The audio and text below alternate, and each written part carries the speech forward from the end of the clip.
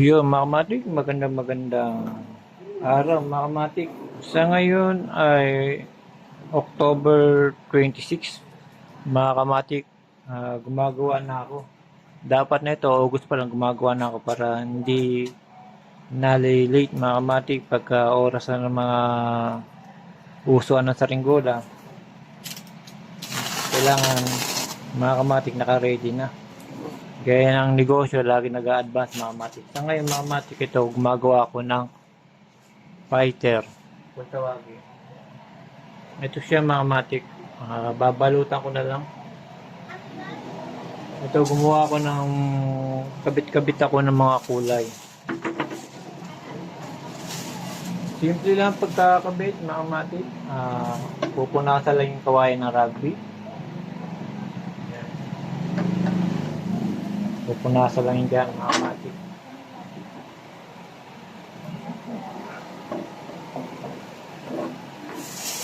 Pagka napunasan ng mga matik, didikit natin itong plastic na matik para maganda. Yan,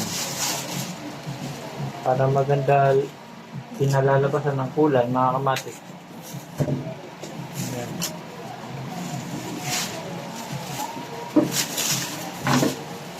Coating batak.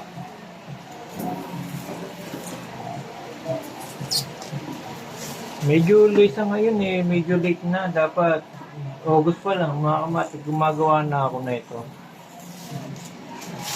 Pero ngayon, gumawa na rin ako. Ika nga, sabi nila, huli man na lahat. Niyahabol din mga kamatik. Kaya lang, huli pa rin.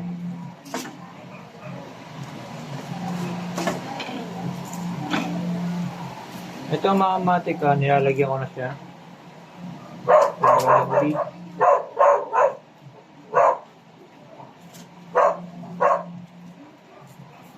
Maganda kaninang panahon, palipad sana, pero naisip ko gumawa na lang uli mga kamatik para meron na akong nakabasta. Kasi mayroong mangilan-ngilan mga kamatik na bumibili at naghahanap din ng saringgola. Siguro gusto nila magpalipad. Di ka nga, sabi nila mga kamatik, kanya-kanyang trip lang. Kahit di uso yan, basta trip mo magpalipad, pwede naman mga kamatik.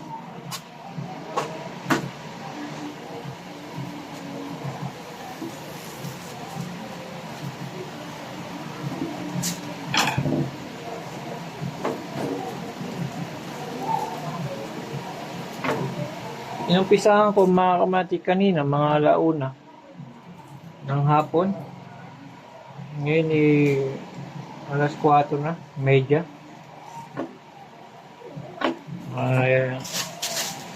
Medyo pagbuo kasi nito mga kamatik, medyo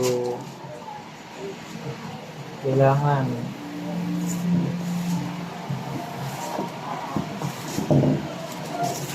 mabilis ka. Pero pagka mabagal ka,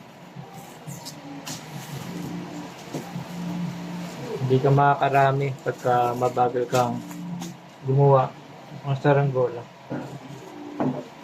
Ito yung mabenta sa akin mga kamatik, fighter. Saka dito pagkaagawa ka dito mga kamatik, kailangan matalas yung gunting mo. Yan. Ito yung negosyo na hindi ko naiwanan. Iwanan mga kamatik kasi malakas nga kitaan dito mga kamatik. Kahit sa tinggola lang malaki ang kinikita dito. Tiyaga lang mga kamatik sa paggagawa. Ang mahirap lang naman dito mga kamatik yung pagkakayas. Minsan sobrang tigas na kawayan, talagang mapapaaray ka pagka matigas yung kawayan.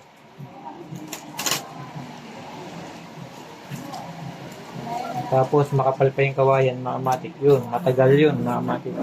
Ang hirap kayasin yung makapal at makunat pa na kawayan. Ang ginagamit kong kawayan mga kamatik, yung matinik.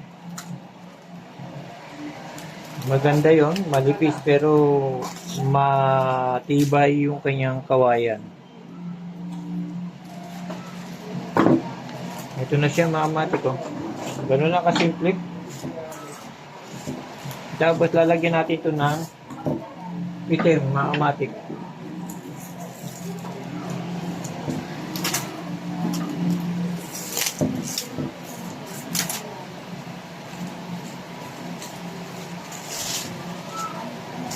Lalagyan natin yan dito mga kamatik sa gilid. Yan.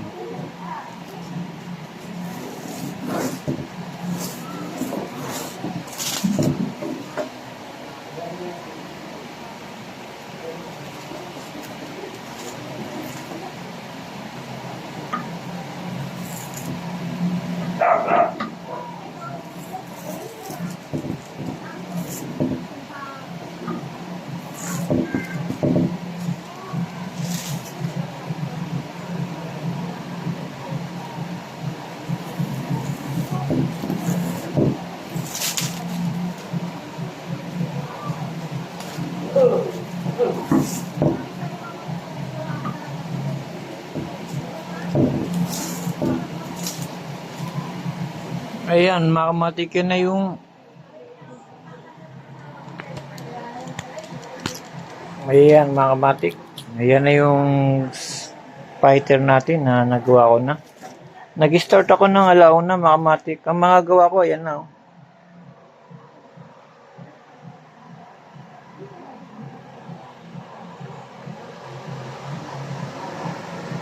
Ayan pa lang nagagawa ko. Mga siguro 30 peraso.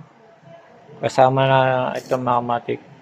Ngayong araw ng hapon. Kailangan makagawa pa ako ng mas marami pa mga kamatik para hindi ako naghahabol. Kasi meron din tayong trabaho para pagka naubusan, meron ka naka-stock. Hindi ka naghahabol sa paggagawa at pagkakayas ng kawayan. Yun mga kamatik, pinakita ko lang sa inyo na gumagawa na ako ng saranggola ngayong October 26 para ibasta lang.